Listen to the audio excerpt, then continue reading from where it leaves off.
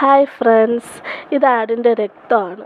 ഹീമോഗ്ലോബിൻ്റെ അളവൊക്കെ കുറവുള്ളവർക്ക് ഇത് കഴിച്ചാൽ ബ്ലഡ് ഊറും. ഇത് നന്നായിട്ട് കഴുകണം. കഴുകിയതിന് ശേഷം നമ്മുടെ കൈ കൊണ്ട് തന്നെ ഉടയ്ക്കണം. ഉടച്ച് ഒരു പാത്രത്തിലോട്ട് മാറ്റി വയ്ക്കണം. മാറ്റി വെച്ചിട്ട് നമുക്ക് ആവശ്യമുള്ള ഇൻഗ്രീഡിയൻസ് സവോള, പച്ചമുളക്, ഇഞ്ചി, പെരുംജീരകം ഇതെല്ലാം കൂടെ കടു ചാളിച്ച് അതിലോട്ടിട്ട് കുറച്ച് കറിവേപ്പിലയും ഇട്ട് നന്നായിട്ട് മിക്സ് ചെയ്യണം. മിക്സ് ചെയ്തിട്ട് മുളക് പൊടിയും മഞ്ഞൾപ്പൊടിയും ഇട്ട് നമുക്ക് ആവശ്യത്തിന് ഉപ്പും കൂടെ ഇട്ട് ഒന്ന് മിക്സ് നന്നായിട്ട് ചെയ്തതിന് ശേഷം ഈ ഉടച്ച് വെച്ച ആടിൻ്റെ രക്തം അതിലോട്ടിട്ട് അതും നന്നായിട്ട് മിക്സ് ചെയ്യണം. നല്ല രീതിയിൽ മസാല പിടിക്കുന്ന രീതിയിൽ മിക്സ് ചെയ്തിട്ട് ഒരടപ്പ് വെച്ച് ആവിയിലെത്തി വേവാൻ വേണ്ടി അടച്ച് വെക്കണം.